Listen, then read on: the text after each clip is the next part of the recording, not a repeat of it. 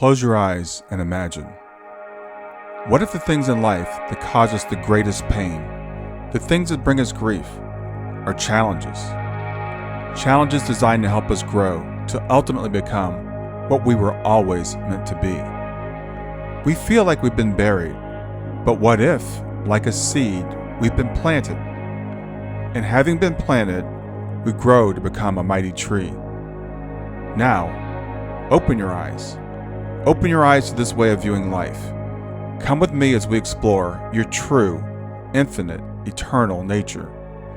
This is Grief to Growth, and I am your host, Brian Smith. Hey everybody, this is Brian Smith back with another episode of Grief to Growth, and today I've got with me the medium Isabella Johnson. So I'm going to tell you a little bit about Isabella, and then we'll do what we always do and just have a conversation. Isabella is an evidential medium, a medical intuitive. She's a grief recovery specialist, and she's a remote viewer. And her website is thesoulreadingmedium.com. Isabella is also a fellow Shining Light parent, having a daughter in spirit. So I want to welcome you, Isabella, and thank you for doing this. Thank you, Brian. Yeah, I know you're really, really busy, and I want to talk to you today about, we'll talk about several things, but I really want to talk to you about soul planning, which I think is a new concept to a lot of people.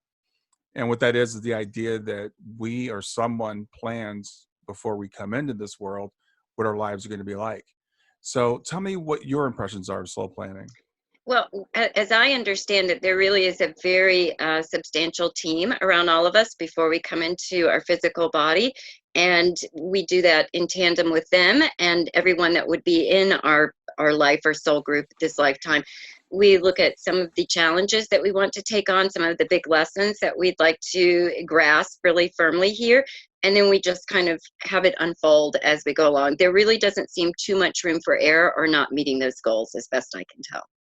Yeah, and it's interesting that people, for me, I didn't hear about soul planning until, I don't know, maybe 4 or 5 years ago. It's a concept I think that is new to a lot of people. And there seems to be some, you and I were talking before we got started, there seems to be some pushback from people about whether or not this is a real thing. Right. And you and I are both parents with children that are in spirit. Mm-hmm. And so when this comes up, I had a reading actually with Suzanne Wilson, was the first mediumship reading I had. And I remember saying to me, I'm glad I'm not in the room with you because you probably hit me, but your daughter is telling me that this couldn't be any other way.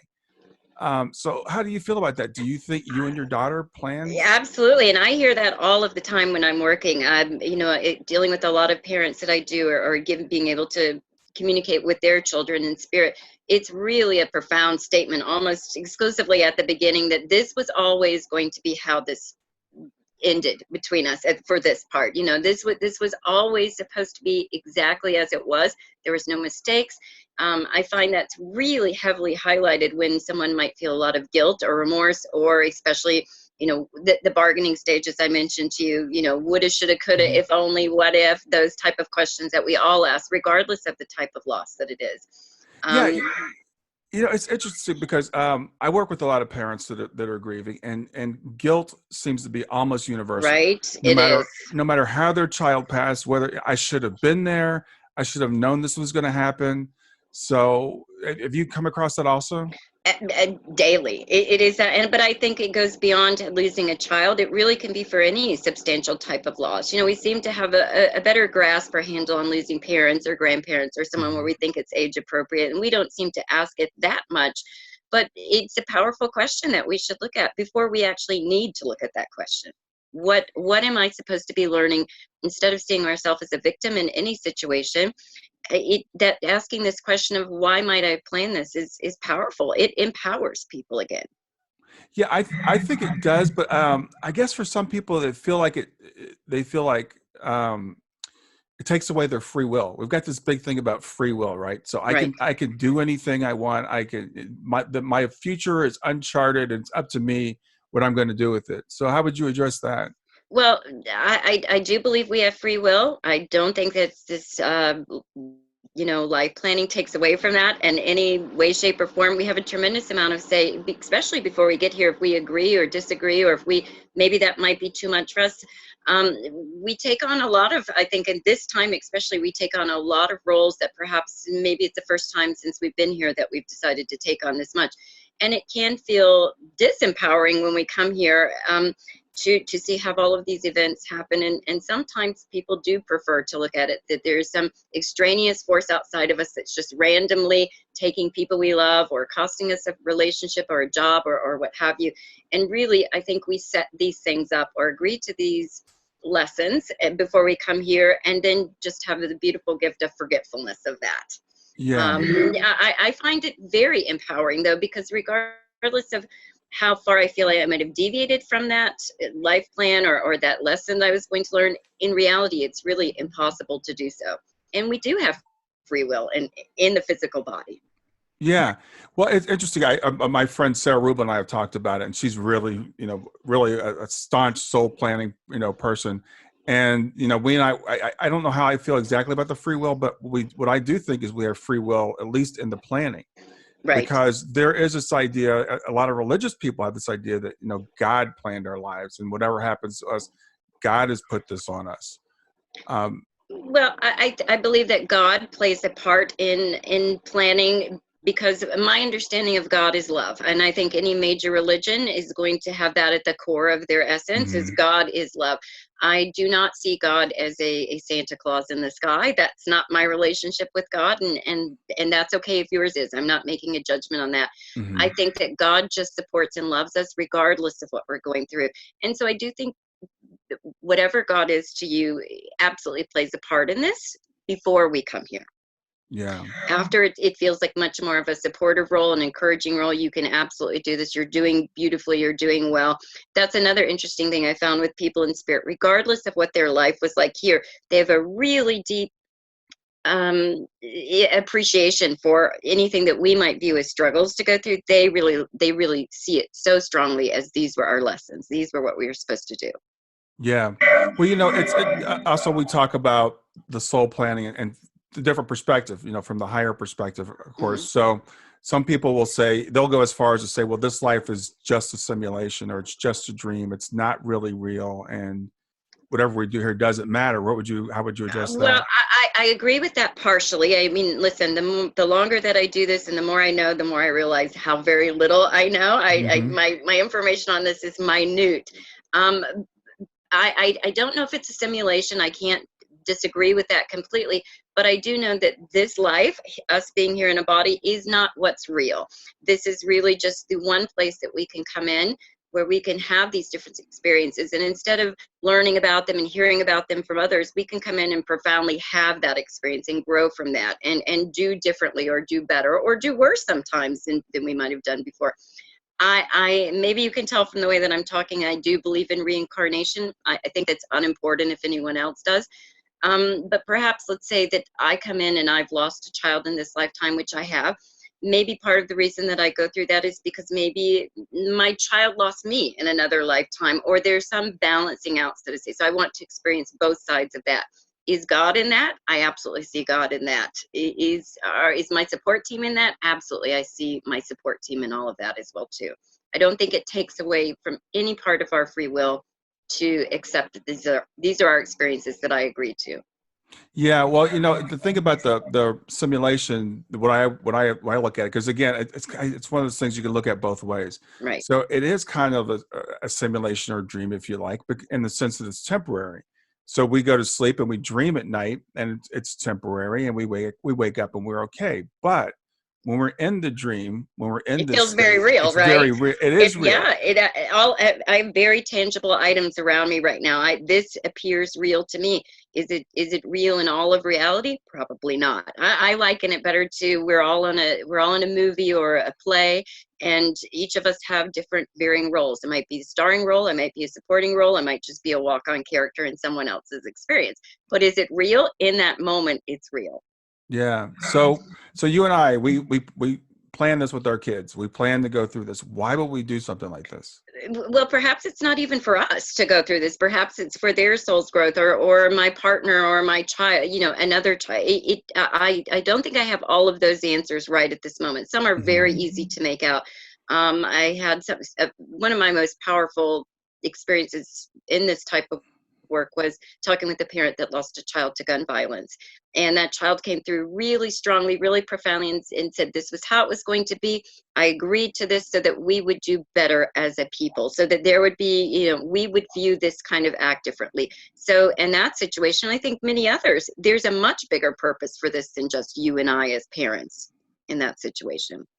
Yeah, well, that's a good point too, because we tend to think of like, okay, everything that happens around us is like I planned it, and especially with our kids, right? We look at our kids as kind of extensions of us. So Absolutely. we think, why would I plan this? And maybe we should turn that question around and say, why would my child have planned this? There has to be agreement. No one just gets dropped down, hey, this is going to happen to you. That has never been that's not even close to the understanding that I have of any of this. It is a really well planned um, scenario, let's say, Yeah. or we come down and agree to this. And I think sometimes we'll have those little bleed through moments, those little memories that feel like deja vu, or something just feels familiar. Or a lot of parents in particular will talk about, I just had a sense with this child that I wasn't going to have them as long. There seems to be some things that can come through that are just us remembering slightly. Yeah. Did you have any premonitions of your daughter's passing? Absolutely, absolutely. I knew from the moment that she was born that I would not have her. I didn't know the details or specifically, Hmm. but I absolutely, I had that. And as I was getting closer to when she passed, I tried to dissuade myself from this. So that cannot be right. Very overprotective, very over mothering in some situations, and I couldn't prevent any of it. And it's been that way with every significant loss in my life. That little knowing that something was going to happen, and then Hmm. having it happen. And one of the things that allowed me to survive it was knowing so deeply that this was always how it was supposed to be. There was nothing that I didn't do or missed or could have done to change it at all. There's other parts of grief that I have to deal with, but that one seems to be a little bit easier for me because of this belief that I have. Yeah, and I think that's really, really important, Isabella, because we were talking about how, when we talk to a lot of people, particularly parents, there's almost always seems to be this feeling of guilt. Right. And if you can, I hate to say rise, but if you can get to the level of looking at it as this was planned, and that every person's passing transition is planned, we all transition. So Hmm. it's only a matter of when and how we transition. And with free will in there too, Brian. I mean, the two things that I've never been able to negotiate or sway at all has been first breath and last breath. Always those seem to be just profoundly written in. Maybe there's a little variance where if it wasn't this day, it would be the very next, or if it wasn't a Hmm. car accident, it might be, another type of event that takes someone. But as best as I can tell, those things just cannot be changed at all. Yeah. So the coming in and the going out. So Right. again, and I want to keep hitting this point because I think it's very important. There's no reason and there's no benefit in feeling guilty about someone else's passing, which is Right. also looking at their passing as a tragedy, which is what we tend to do. But from your Well, perspective, especially children. That's our only job with this child, is to keep them here and keep them safe and happy and healthy and what have you. And then that's removed from us, and we have a very difficult time allowing grace to come in and just go, okay, this was how it was going to be. And I don't think for me, it was rather easy, but that doesn't take away from the fact that I beat the heck out of myself for a long time. mhm, And it was just this little voice. This was always how it was going to be. Remember that, remember. And it finally got entrenched in me with that. yeah. So you do a lot of readings for parents. I do. When the kids come through, where are they? Are they happy? Are they healthy? How are they doing? Absolutely. I mean, let's, my word is heaven. We can use whatever word, afterlife. I have never seen anyone in spirit that, first of all, is afraid to be there, is unsure why they're there, is stuck, or conversely, bothered that we need to talk to them so much. I think that's a big one I get. Am I bothering them too much? Am I keeping Mm, them here? First of all, impossible. Firstly, there seems to be a real sense of homecoming and reunion, especially even if it's a younger child and maybe there's not someone there that you are afraid as a parent might know them. They mhm. always seem to be surrounded by caretakers. And then it starts to be a life review, which makes a lot of sense to me. If we've planned this, why would we not review how we've done? And that's a very supportive place for people in spirit as well too. It can be a slow process or a long process. It's different, unique for everyone, but there really seems to be a lot of support in that process. And again, they're just always close to us. It's not a far place away. It's very close. It's another plane, not so much another place. So can they tell what we're doing here? Or are they still with us? It's been my experience that they know what we're doing here. I have Mm-hmm. one lady that I talk to rather frequently who lost a very young child. That child comes through and will just list everything the mom has been doing for the last 3 months, like literally talk for the entire hour. And now that's unusual, but Mm-hmm. oftentimes they do talk about things that are going on here. They also talk about areas where they wish their parents or loved ones would kind of let some things go. They really reiterate to me, to their loved ones, hey, this was how it was supposed to be. This was always it. So that is always high on the list of where they go. So they care about our healing and They our do getting care better. about our healing, but they also know that if we're still here, there's still a purpose for us to be here. Our life plan is not complete. You know, what we decided to do. And I think that's where, and not exclusively, but that's a big area where we do have a lot of free will. You know, we can take this loss and we can suffer with it and we can be bitter and angry. And that's okay, oftentimes, to be that way for a short amount of time, but we can also live and we can also honor our child or our loved one and continue to have growth here, and that's their highest goal for us. That's what they want us to do. Yeah. So how would you encourage parents that are going through this, or not just anyone, but parents, I think in particular, because you and I share that, Right. how do we start healing from this?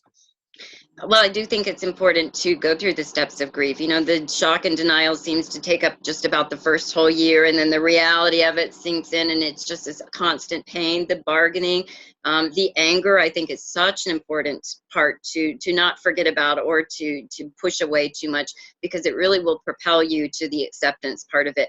How I deal with parents is just, you know, trying to let them know their loved one is okay, their child is okay, to continue that conversation, to have that connection, to figure out how to have a relationship with them just in a different way. That's my best advice for parents, other than to give evidence that, you know, this is who I see, this is how they're coming across, this is what they're doing, and this is what they're saying about you. Going a little bit deeper and going, what do we do next? Yeah. That's not the So beginning spot for a lot of people, though. That's kind of closer toward the end, but it's possible for all of us. yeah, well, I think it's, grief is, it's a process that we go through, Right. and these things that we're talking about, I think, are tools that people can use to help, but there's still the process we have to go through. We can't bypass it.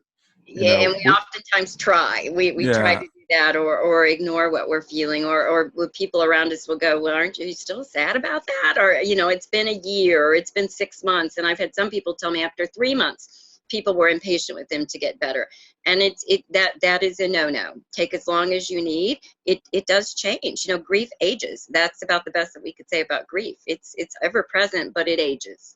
yeah, I like that, ages, because I'll talk to people and they'll ask me, well, will I get over this? And I'm like, I don't know if No, you'll get over it. You'll learn to live with it, and you'll get right. stronger, and you'll grow. But I mean, do we really want to get over it? I'm sure you still miss your Yeah, daughter. I mean, it's 27 years for me, and last year was difficult. You know, not a lot of years before that were, but I think it comes in waves and it Hmm. surprises us. And I would never want to put my daughter aside and go, okay, that's something I'm okay with. I'm grateful that I was her mother. I'm grateful she was in my life, but at this point in my life, I'm also grateful for the lessons her physical death gave to me, which is a lot of compassion, a lot of understanding, and really the search that I went on. Even doing this work, I wasn't particularly searching for why did this happen. And that really kind of propelled me to look at the reasons why this might have happened. Yeah. Now, Isabella, have you always been a medium? Have you always been I able to talk have. to spirit? This Okay. is always, since I'm 51, and for 51 years, it would be very weird if this went away. I see people outside of myself, and it's just innately a part of who I am. But I really didn't have the the push to do a lot of deep diving on this until it affected me personally. And I think for a lot of us, that's how it is. We don't really question our beliefs until we're forced to. So that's a gift in it as well too. Yeah. So, for yourself, so you've always seen spirit, heard spirit, and things like that. So I think sometimes when we look at people like mediums and say, "Oh, well, they're special. They don't have to go through grief." Uh, yeah, no, for myself, I can only speak for myself, but I've had some really significant losses: a child, a Mm. spouse, parents, best friend, all of these things. And it really made me question, what am I seeing, and where is this information coming from, and what is beyond this, and what came before. And no, I for myself, I can only speak. It is, I'm not. I don't escape any pain than anyone else. I will not deny that it is nice to be able to see my loved ones when I need to or want to know that they are okay. But that's not an everyday thing for me. It just isn't. Seeing your loved ones is very comforting to me because I know mine are still there. But yeah, I'm not bypassed anything by this gift. Yeah. So you objectively see spirit, right? I do. They look like you and I to me.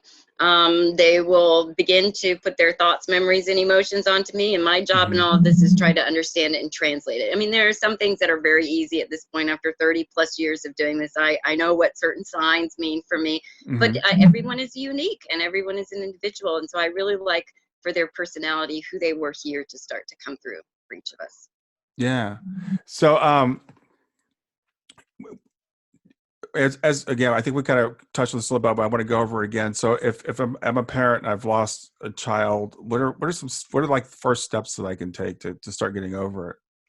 I think just allowing yourself to feel what you want to feel. When we start to deny that or medicate that, as a lot of us tend to do with drinking, alcohol, drugs, whatever, we tend to we prolong the suffering, and then just finding and being aware or open to any way that your child might be trying to let you know that they are okay. They do some really profound things to let us know, hey, we're still a part of this. We're still watching. We're still with you. We're still a part of the family.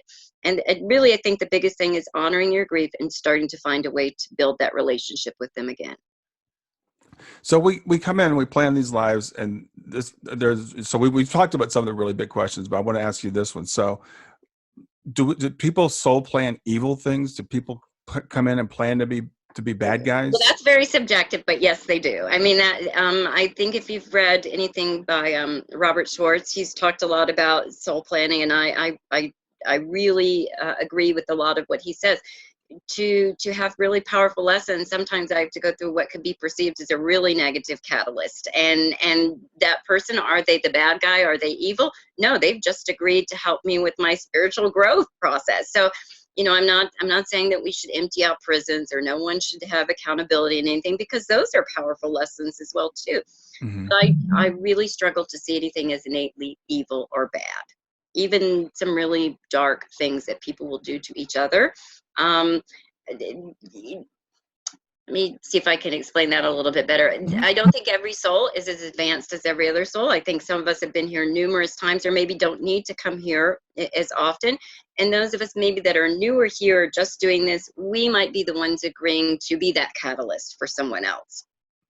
So, yeah, well, it's interesting because I've had this conversation with people, and one of the things that comes up is people say, well, you're saying there's no such thing as evil, so therefore we shouldn't punish anyone. That you said, prisons. Oh, no. Listen, to me, evil really negates a religious metaphor, and I don't ever want to offend anyone in their beliefs, so I'm going to take that out. Let's go something to harm another. I think we all do that. It's really just the magnitude with which we do it and how that precipitates our growth. If you step on my foot, I can either go, oh gosh, that really hurt, and yell at you for an hour, or I go, okay, that was an accident, my toe's going to feel better, and move along. Which one helps both of us in this process? Probably the latter. It's my reaction to how you behave, but also there is behavior that needs to have consequences. Yeah, I think that's true, and I think you touched on this earlier. I think it's really important that we say this. The consequences are part of it, because while we can talk from a higher plane about there's no good or evil and everything is the same, on this plane there are things that we should do and shouldn't do. I mean, I think it's important to say that it's not okay to harm somebody else. Absolutely. And we don't say, well, that was soul planned, therefore it's okay that I did this to you. That's not what we're saying here. No, and again, karma has such a connotation with justice, and I want to take that out of it, because karma really is just everything balancing out. It's the yin and the yang of everything. But there does seem to be an instant karma when we hurt someone, or when we are hurt, and that how we respond to that is really our karma. So how I respond to your act against me, or vice versa, it affects you much more than it does me. So, Isabella, what's life like on the other side? So when we transition, what's it like?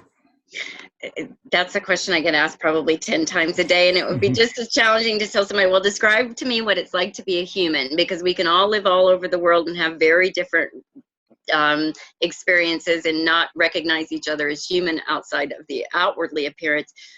Again, it seems to replicate what it looks like here, especially in the beginning. If you need a house, if you need a home, if you need those things, those are provided. It seems to be very organized event, and it does seem to be really grown by thoughts. If you need to experience something, if you want something, it's really thought driven over there. And I do feel that our loved ones in spirit really interact with us here to affect change when possible as well too. So there's a myriad of topics that go with that. What's life like on the other side? Yeah, well, I think what you said is actually very profound. I think we tend to think, especially if we have religious background, which a lot of us do, there's heaven, it's got big pearly gates and gold streets and mansions, and it's just kind of static and boring and, Never, antiseptic. I've never seen any place like that, and conversely, I've never seen any place like described as hell. I've seen some people talk about hellish experiences, but nothing that seems to last forever, and nothing again that it's perfection over there. There's no pain, there's no discomfort, there's no trauma, none of those things exist. It really is just a connection with source, whatever that is to each of us, and again a connection with those still here in the physical. So it's kind of a continuance of our journey here. It really is. That's how it appears to me, and there's growth over there, and there's also stagnation over there as well too. Interesting. Stagnation, how does that work? I think for a lot of us, if we are, especially as we get closer to planning our life plan, if we're coming in, we are very optimistic. We're very buoyed by this experience that we're about to have. We are excited about that. And then we come in, we have that experience, we go back and we do the life review, and then it's kind of like, oh, I need a break for a little while. So there seems to be a lot of just relaxing and pleasurable things that go on. Growth and learn is always there, but not everyone needs to be doing their very best every second of the day to know that they are loved and valuable in spirit. And here we kind of feel the desire to do more and do better, to have value and worth. Yeah, it's interesting as you were saying that. It reminded me of a few years ago. I was talking with a friend, and we were talking about the concept of reincarnation. And she said, whenever you mention the word reincarnation, I just start crying. She says, I do not want to do this again.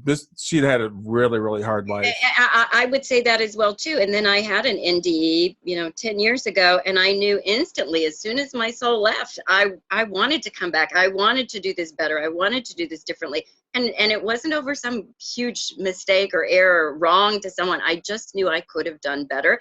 And that's the sense I really get from people in spirit. Not immediately. So I don't want anyone to think that immediately after you go, you decide to come back. That period really seems to be at least 50 years for most of us before, and oftentimes longer, because we do try to come back and do it with the same group of people and do it better, or allow you to have the counter experience to what I experienced this time. So, but I do believe in reincarnation. I remember real quickly, when I was born, telling my mom, I am a black male from South Carolina. I do not recognize this body. I got my leg blown off in Vietnam. I had the name and my family members.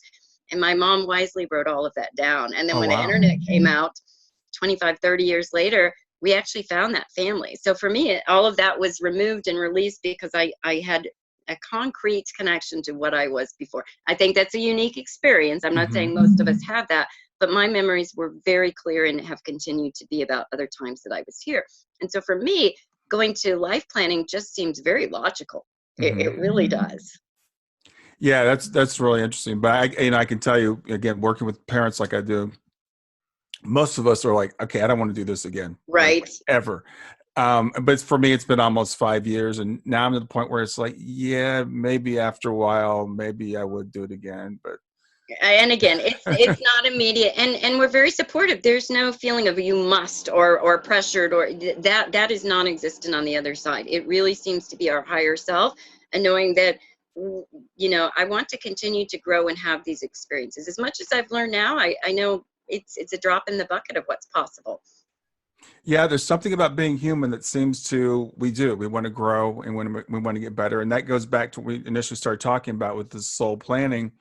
You know, you would think, and I remember this was many years ago. I was talking with someone, and being an African American, I said, you know, if I were looking up from heaven and I was planning on coming to Earth, why would I ever plan to be black in America? I mean, I was like, that would be a silly thing to do.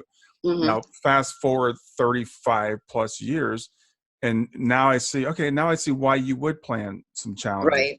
So if we look at that and we look at, like, again, with our child passing, if you look at it from a perspective of this is permanent, it's over, it's done, I'm Right. never going to see them again, then it makes no sense at all. Right. Would Right. never plan that. But if we look at it from a perspective of this is a temporary thing, and she's fine and she's happy and she's healthy and she's whole, Hmm. still with me, and I'm going to see her again, Yes. then we can maybe open up to the possibility. Right. And again, sometimes the body is the very important thing that we want to have. Some people want to have a physical disability or a mental disability, Right. or a real physical struggle of some kind. And Hmm. sometimes it's the soul group, the family. So, hey, there's a body available. I want to come in and have this experience with you. That's what I choose to do. So I think it could be a little bit of both in most situations. And some of these experiences, I've heard people that have had cancer that have said it's the best thing that's ever happened to me. Right. I know a mother that had a severely disabled son that said, you know, he taught her all about unconditional love and is extremely happy that, you know, that she had that experience with him. So these are things that if we can see them while we're in the physical, we can look back, then maybe we can expand a little bit. And when it comes to this, the idea of soul planning, I just ask people, just think about it. Just think, like, as you had said, what could the lesson be? I mean, you don't have to necessarily buy into it, Right. but Oh just, no, yeah. I mean, and I don't think everyone should just swallow this and subscribe as this is truth, because and my truth has evolved, and I hope that it mhm. continues to evolve. But as I understand it best, it really makes the most sense out of me. It's the knowledge and knowing that I came in with, and that it just has expanded. So yeah, and it doesn't take away from our free will at all. Because again, I could shave my head and move to an ashram in India tomorrow and decide to not do this anymore. Would I be not following what I plan to do? Probably, probably. But that's okay as well too. I would have another opportunity to come back and do it better, differently, or just go, okay, I learned all that I could do on that. I there's a lot of free will in everything. Yeah, again, I think that some people, you know, people want to hold on to that, but for me, I guess there is free will. I mean, we have to live as if there's free will. I mean, because Right. we don't, if we don't know it, so we have to get up every morning with decide, what color socks am I going to put on? Right. Am I going to turn left or right here? So we don't get all caught up thinking that it's every minute is planned out, even though maybe it is, because I just saw an article the other day that all Einstein even said this, all time exists at the same time. Now that is something I do believe in. So yeah, I mean, that I think is profound. I think we can come in at any point. And oh, here's one thing too I'd like to add. Hmm. One of the things people in spirit often will show me is wonderful, beautiful memories or experiences, especially with those loved ones. And they tend to replay those over and over and over again because they can connect with that great joy so much. And they will always say, these were planned so that we could hold on to these memories to get us through these moments when we are apart from each other. So that's a pretty profound statement that's been made to me numerous times as well. Hmm. Go back to the beauty, go back to when there was a lot of love. That's a really good way to get our energy up to connect with them, and know that those are memories that they are replaying as well too. Yeah, but I think that's really profound. That's really important because that having that ongoing connection. I was just talking with someone earlier today who had lost her mother, and you know she said she believes her mother's in heaven, her mother's with God. She was a good person, and I was said, but you know, but I want you to also think about your mother still being with you. Right. And I find for me that is really beneficial. I see my daughter as being with me. We continue our relationship. I talk to her Absolutely. every day. So how do you feel about that? I know that it's true. I mean, I have these experiences I've seen, especially with, losing a husband and then coming in and seeing all the ways that he kind of lined things up, and the continued relationship that I'm able to have with him now. Very powerful. Same with my child. One of the nice things about at least being open to life planning is that, Hmm. or soul planning, is that it does kind of force us to not succumb to victimhood in a lot of ways. It really tried to take control. And when bad things happen, it's not as arbitrary as it might feel. And some people, that's a really difficult concept for them to grasp, because anything external from us having control over us explains a lot. It really does to most people. But when you can really take control and re-empower yourself to agree to this, why did I agree with it? What do I do with this? That's where I think we begin to recapture our connection with those on the other side as well too. Yeah. Well, as you were talking about that, it reminded me of something else. Another issue with karma or soul planning is that if we see someone suffering, we could say, well, they planned it or they deserved it. And well, the most compassionate part is that they do not deserve it, but they did plan it. And what can I do to alleviate their suffering? Because maybe that's the reason why they planned it. So we would have an opportunity to come in and make it better for them, or to make these big changes. That seems to be a huge part of why people agree to go through something that to you and I might look very painful or unnecessary or punitive in any way. Hey, you're going to do something about this. What are you going to do to make this better? yeah, and I agree 100% with what you just said. So I just wanted to put that out there, because when I've heard about, again, karma especially, it can lead to a misunderstanding, that a lack of compassion, right? Where we say, they planned that, or they deserve that, so let's leave them in it. Whereas you said it's the converse. This world, I think, has these lacks, the things that the evil, as we call it, the bad things, to give us an opportunity to practice, to do better, to right? practice compassion. Yeah. Yes. Because if there was no lack, if there was no need, we have no opportunity to help. What would be the point of coming here? Yeah. Because that would be like it is on the other side, where everything is perfect. And again, I can't speak for you. I'll speak for me. How does Isabella learn the best? When things are unpleasant. I wish it wasn't so. I wish I could learn these big lessons when everything was going really well. But it gives us a tremendous opportunity to alleviate suffering, pain, discomfort from others, and to have a bigger compassion. I'm not always going to agree, especially politically, with a lot of things that are going on now. We're very divided. But how can I look at what you believe as equally as important, valuable, and honor that as well too, while still trying to do what I feel is right and necessary? So it requires respect and compassion, I think. Well, you touched on that in the film that you had done. What was the name of the film again? I think Life to Afterlife. Tragedy. There's something tragedy. Yeah, Life to Afterlife. It's on Amazon Prime. I'll put it in the show notes. But the thing about human beings do learn through pain, and I've heard people say, "Well, I really wish it wasn't that way." But the more I think about it, I think it's an evolutionary thing. I think it's biology. If we're doing something that's working as an organism, it makes sense to keep doing something that's working until it stops working. So that's why we are the way that we are. But that means that either through seeing someone else's pain, we can learn by example, but more often it's by our own pain that the growth comes. Right. Well, listen, I was a medium before I lost a child, and I did not have the same depth of compassion for a parent as I did as soon as I lost a child. I really profound, and I'm grateful for that. I am so grateful to know what that feels like. I can't warn you where all the pitfalls are, but I can warn you enough, and at least I'll walk with you through this. I'll hold your hand as you go through this, because I know the pain in that as well too. So any area where we can make it easier for others, I think that's our responsibility. Yeah, I agree, and I wouldn't be doing this if it hadn't been for my daughter's passing. But as I look back through my life, again, getting back to the soul planning thing, I had this intense fear of death my entire life, which caused me to do all this studying about NDEs and the afterlife and all that stuff, thinking that I was going to die suddenly. I didn't think I would live, to be very old. But when my daughter did pass, I never doubted where she was. I mean, that was a blessing for me, that I knew where Shayna was, and I always felt that that she was okay. And she'd even made a few comments that gave us some premonitions that she didn't think she was going to be here for a very long time. So we did have those things, but because of her passing, I'm doing what I'm doing now. Right.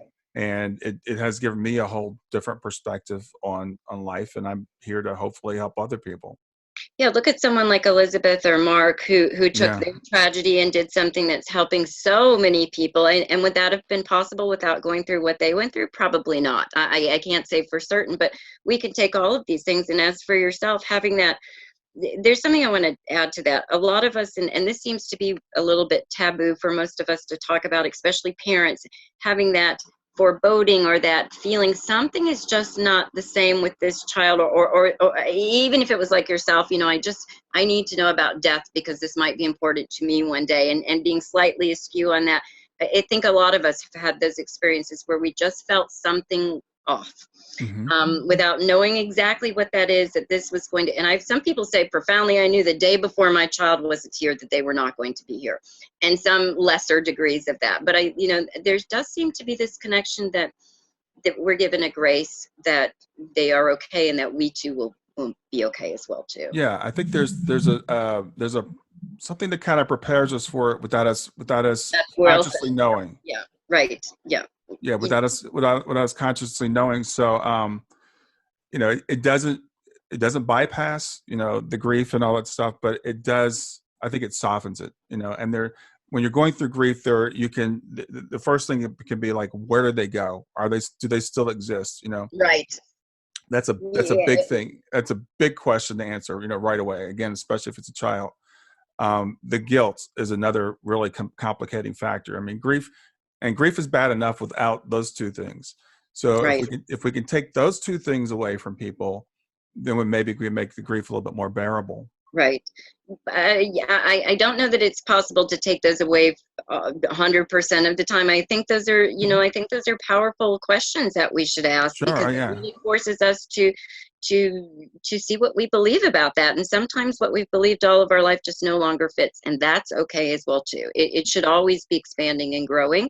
But my hope is, with at least this conversation, that we will begin to ask these questions. What if I agree to this? What if I plan this? What does that change for you?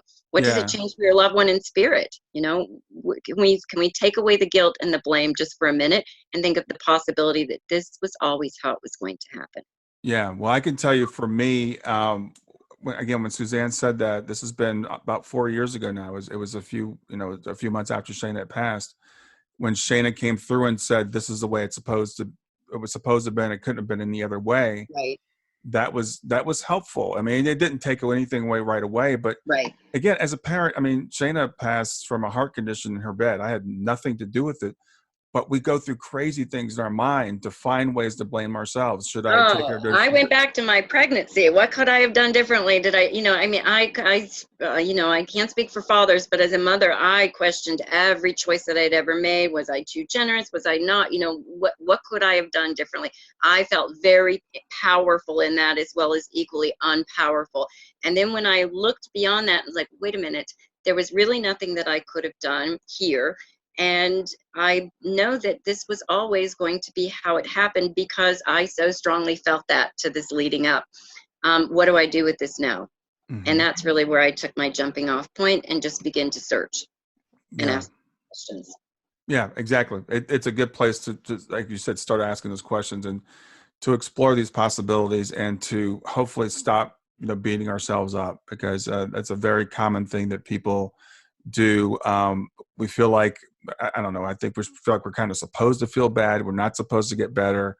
I had some of that in the very early stages. I was like, I don't plan to get better. My daughter's gone. I'm never going to get better. Yeah. And that's okay. But again, that's not a place where most people stay. It just isn't. Maybe for a time we stay there, but we seem to kind of roll into the next stage or the next part. But those are powerful questions to ask. Even those, I'm not going to do better. For myself, I didn't want to live for a very long time. I did not want to live, and I had some plans to make that happen. Thank gosh, I never did anything. But I don't want to deny those emotions that come along with it. This is the biggest loss. This is the worst thing that will ever happen to any of us. Yeah. Well, I can imagine surviving it while we're in it.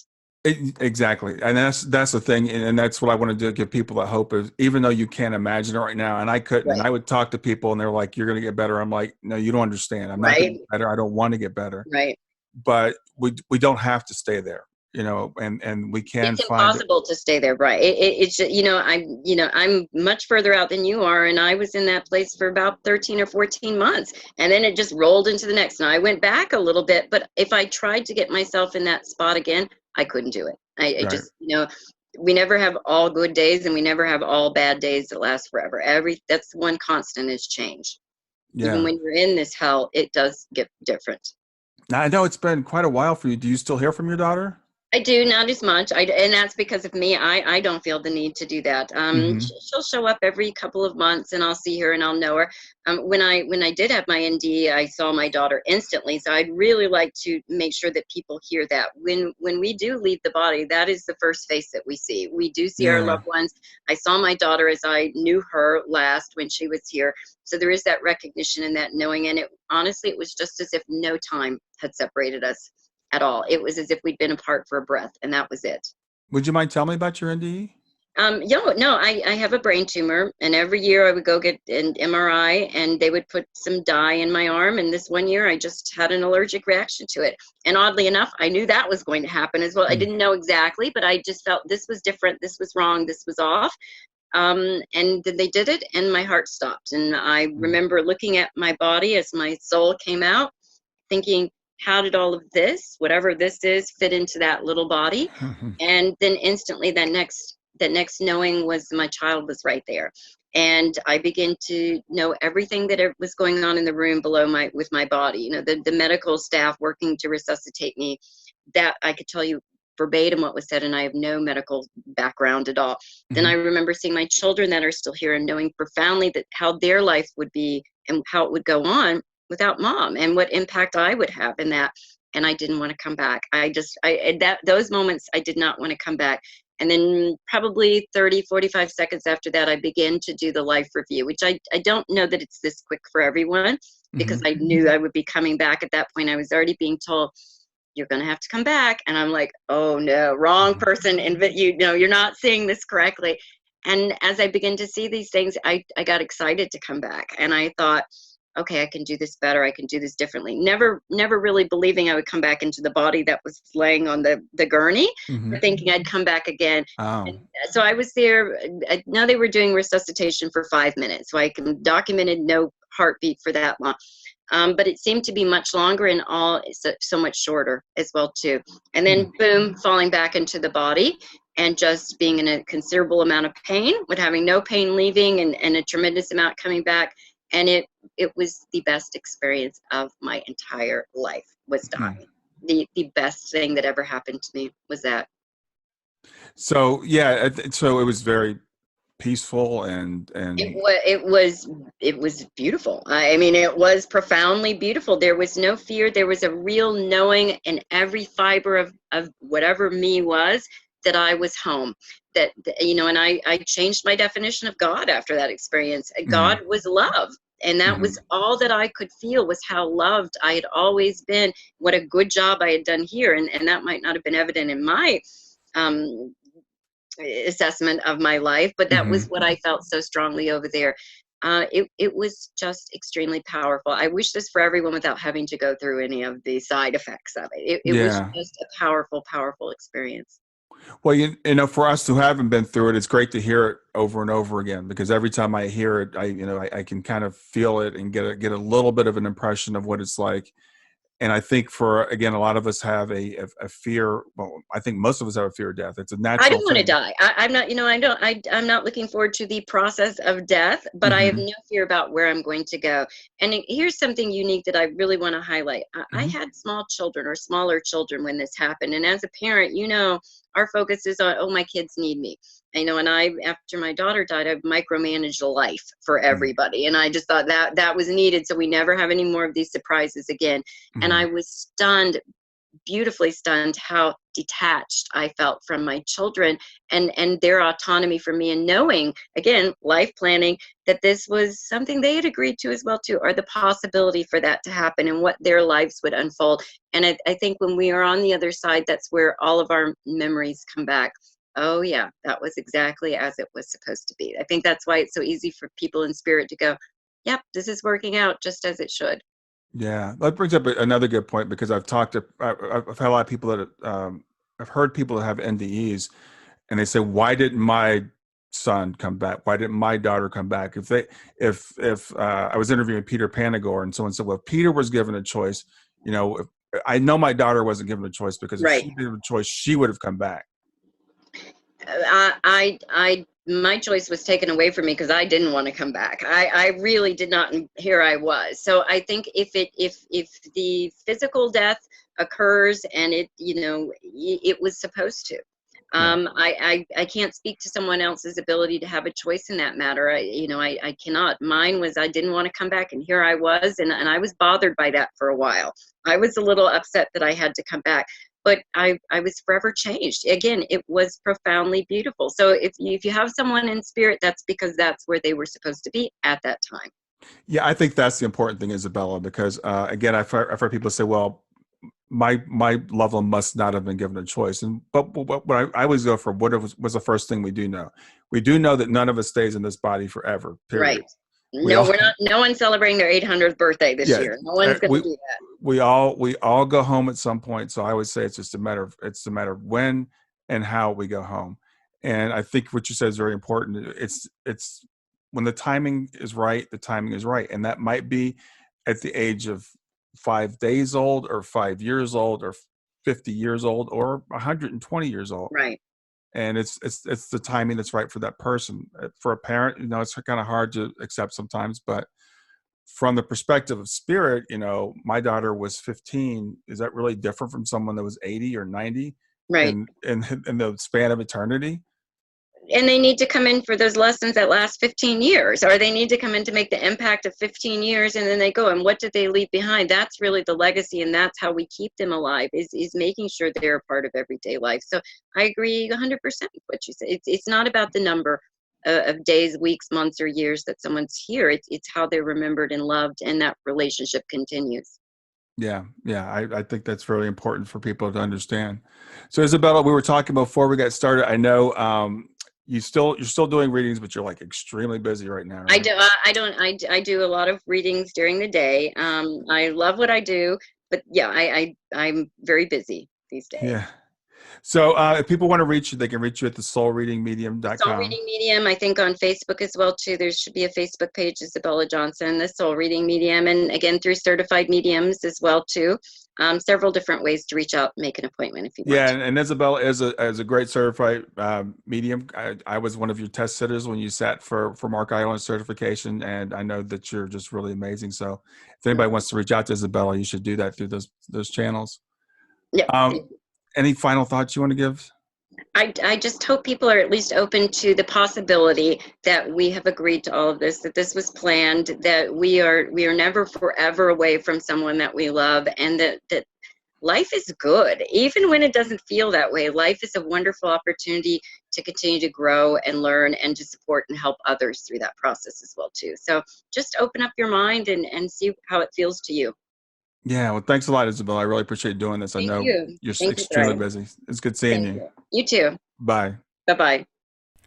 That's it for another episode of Grief to Growth. I sure hope you got something out of it. Please stay in contact with me by reaching out at www.grieftogrowth.com. That's grief, the number 2, growth.com. Or you can text the word growth to 31996. That's simply text growth, GROWTH, to 31996. Since you're watching this on YouTube, please make sure you're subscribed. So hit the subscribe button and then hit the little bell here, and it'll notify you when I have new content.